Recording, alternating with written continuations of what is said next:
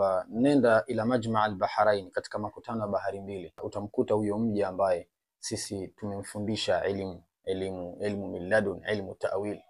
Musa akamchukua kijana wake anaitwa Yusha ibn Nuni. Safari ikaanza moja kwa moja mpaka pembezoni mwa bahari. Anatembea Musa, kijana wake akamuuliza, tunaenda wapi, mbona hatufiki? Musa akamwambia, nukuu ipo ndani ya Qur'an, wa idh qala Musa li fatahu la abrahu hatta ablugha majma' al-bahrain. Na kumbukeni aliposema Musa kumwambia kijana wake, siwezi kukoma kuendelea na safari hii mpaka niyafikirie makutano ya bahari mbili.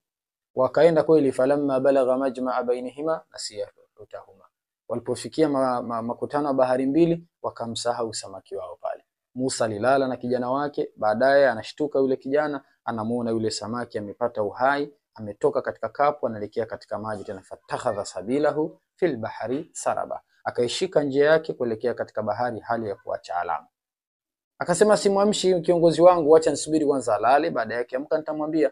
Walipoamka akasahau, wakachukua kapu lao, safari kaendelea. Walipofika mbele, falamma jawaza qala lifatahu atina ghadaana laqad laqina min safarina hadha nasaba. Musa anamwambia kijana wake, leta sasa kile chakula, shatukuta uchovu katika safari hii. Yule kijana anamwambia, raaita idh awaina ila sakhra, unakumbuka ulipaona pale, umepazingatia ulipopumzika katika jiwe? Fa inni nasitu al-huta, pale nimesahau kukupa habari za samaki. Fatakhadha sabilahu fil bahri ajaba, pale samaki alishika njia yake akaenda katika bahari kwa njia ajabu sana. Musa akamwambia, Allah, ni kweli Musa akamwambia, dhalika ma kunna nabighi, hapo ndipo tulipokuwa tunatafuta. Sasa wakafartada ala atharihima qasas, wakarudi sasa katika ile njia mpaka mahala ambako walipokuwa wamepoteza samaki. Fawajada abida min ibadina atainahu rahmatan min indina wa 'allamnahu min ladunna ilma, wakamkuta mja katika waja wetu. Mwenyezi Mungu anasema yule mja ambaye atainahu rahma, kwanza tumempa rehma, wa 'allamnahu min ladunna ilma, na tumemfundisha ilmu min ladun. Ilmu min ladun ni ilmu ta'wil, ilmu ya tafsiri ya mambo ambayo hayajatokea bado. Kwa hiyo pia utagundua kwamba unaposema mtu kujua ghaibu, unajua ghaibu wewe, inategemeana ni ghaibu gani kwanza, kwa sababu ghaibu maana yake ni kitu cha siri ambacho hakionekani, hicho ni ghaibu. Lakini je, ni kitu gani ambacho ni haramu kukijua, ambacho mwanadamu hawezi kujua? Ni vitu vichache ambavyo Mwenyezi Mungu sema indahu ilmu saa, kwa mfano kwake Mwenyezi Mungu kuna elimu, ni ghaibu hiyo, kiyama kitatokea lini. Lakini majini wako ghaibuni, hatuwaoni sisi, lakini kuna watu Allah amewajalia ilmu, wanaweza kuona. Kuna vitu kivifanya majini unaweza kuona, uko utakuwa ni haram. Lakini kadhalika kuna vitu huwezi kuvifahamu, huwezi kuvijua mpaka uwe na ilmu. Huyu bwana alipewa ilmu ya ta'wili, kujua tafsiri ya jambo ambalo halijatokea bado, nini kitatokea baadaye. Elimu hii alipewa na alikuwa ni binadamu, sio malaika, na hakuwa nabii wala mtume. Sasa Musa akamwambia Yusha, rudi nyumbani, mimi nimeshakutana na huyu bwana, safari yangu inaendelea. Basi yule Musa akamwambia yule bwana, nataka unifundishe mimma ulimta rushda, katika elimu ambayo umefundishwa ya uongofu alokufundisha Mola wako. Huyu nabii wa Mungu anatamani kusoma, sisi kusoma tunachagua. Yule bwana anaitwa Khidri au Bali ya Ibn Malakani, akamwambia, innaka lan tastati'a ma'a sabra, wewe naweza kufundisha, lakini changamoto ni kwamba bwana mkubwa, huwezi kuwa na subira. Subira ni kitu muhimu sana, lakini wewe hutaweza kuwa na subira, utakutana na mambo mazito kwangu. Musa akamwambia, ninakuahidi nitakuwa na subira, mimi nitasubiri. Akamwambia, wakaifa tasbira ala ma lam tuhtu bihi khubra, na vipi utakuwa na subira katika jambo ambalo wewe hujapewa habari nalo?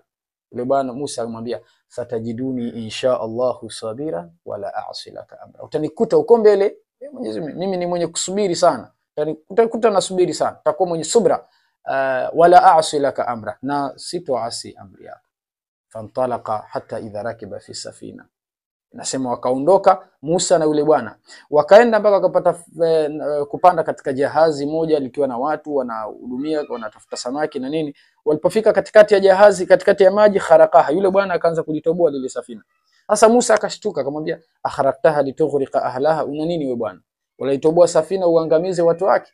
Yule bwana akamtizama akamwambia, alam aqul laka lan tastati'a, innaka lan tastati'a ma yasbira, je, sikukwambia wewe kwamba, akamwambia, je, sikukwambia wewe kwamba huwezi kuwa na subra wewe? Musa akashtuka, kumbe natakiwa kunyamaza. Ambia, bwana naomba unisamehe sana, la tuakhidni bima nasitu wala turhiqni min amri usra, usinichukulie kwa kule kusahau kwangu, lakini usiniadhibu mimi ukanitia adabu kwa kufuata jambo hili ni zito, ni gumu, nisamehe bwana, hii mara ya mwanzo nimekosea, nitajitahidi kukumbuka. Safari ikaendelea, hata idha laqiya ghulama, wakamkuta vijana sasa wanacheza. Yule bwana akamchukua kijana mmoja akamuua. Alipomuua Musa akatamaki, akatalta nafsan zakia, unaua nafsi zakia bighairi nafsi, yenyewe haijaua. Sheria ya aliyeua na uawe, huyu mtoto tena mtakatifu mdogo hajabalighi, wewe unaua. Laqad ji'ta shay'an nukra, umeleta jambo baya sana kuliko lile la mwanzo. Yule bwana akamwambia, alam aqul laka innaka lan tastati'a ma'iya sabra, sikusema na wewe, sikukwambia kwamba wewe Musa huwezi kuwa na subra? Musa akaona la, hili jambo zito sana hivi, hata hili kumbe natakiwa kunyamaza. Akamwambia, kama nikikuuliza juu ya jambo lingine baada ya sasa, fala tusahibni, basi usinifundishe, usinifanye rafiki yako. Fantalaqa hatta idha ataya ahla qaryatin istata'a ma ahlaha fa abaw an yudhayifuhuma fawajada fiha jidara yuridu an yanqadha fa aqama. Wakaenda mpaka wakafikia watu wa kijiji fulani. Wale watu fastata'a ma ahlaha, wakawaomba chakula wale watu wa kijiji kile. Unajua tumechoka, kumbuka Musa samaki amepotea kwenye maji na hakupata kula, sasa jua linakwenda kuzama. Wakaomba msaada watu wa kijiji, watu wakakataa kuwasaidia. Wakauona ukuta wanataka kuanguka. Isemekana yule bwana akaenda akafanya namna yake ya kiufundi, akausimamisha ule ukuta. Musa akamwambia, la in shi'ta latakhadha alaihim ajra, ungetaka wewe ungechukua ujira kutoka kwa watu hawa. Watu wametunyima chakula, wametunyima msaada, alafu wewe unachukua ujira kutoka unawatengenezea nyumba hii pasina kutafuta ujira. Yule bwana akakumbuka, alimwambia kwamba kama nitakuuliza tena basi usinifanye rafiki yako katika safari. Akamwambia, hadha firaqu baini wa bainik, hii sasa ni tofauti baina yangu mimi na wewe, huu ndo mfarakano, sikufundishi tufuatane tena na wewe. Lakini sa unabiuka bitawili ma lam, nitakufundisha, nitakujuza tafsiri halisi yale mambo ambayo tastati alayhi sabra, ukuweza kuwa na subira nayo. Yale mambo ambayo uko na subira nayo nitakupa tafsiri. Naambia, amma safinatu fakanat limasakina ya'maluna fil bahri, ile safina lilotoboa lilikuwa kwanza lamilikiwa na maskini wanafanya kazi katika bahari. Sasa wakana waraahum malikun ya'khudhu kulla safinatin ghasban, na nyuma palikuwa na mfalme ambaye kazi yake ni kuchukua kila jahazi safina ambalo analiona jipya. Tulifanya vile ili alione lina kasoro na asiweze kuliiba, wakaangamia watu wake. Historia inasemekana mfalme yule alikuwa anaitwa Manwanu ibn Jandi. Musa anaona vipi kuhusu mtoto? Asema, amma alghulamu fakana abawahu mu'minaini fakhashina ayurhiqahuma tughyana wa kufra. Yule mtoto tuliomuua yule mtoto wazazi wake walikuwa ni waumini wawili. Si tukahofia yule mtoto ni kafiru la yu'minu abada, atakuja kuwapoteza wazazi wake waingize katika tughyana wa kufra. Fa arada ayyubdilahuma rabbuhuma khayran minhu zakatan wa aqrab rahma, Mungu akataka wabadilishie kwa hapa mtoto mwingine alio karibu kwao kimapenzi na huruma. Pia tuliona hicho kitu. Musa akaona na vipi ukuta bila ujira? Anasema, wa amma aljidaru, ama ukuta huu ama aljidar, na ama ukuta huu hapa lilighulamaini yatimaini fil madina, ni milki ya watoto wa kiume wawili tena mayatima katika mji huu, na watoto wao wazazi wao walikuwa ni mu'minaini, ni waumini wawili, washafariki wale wazazi.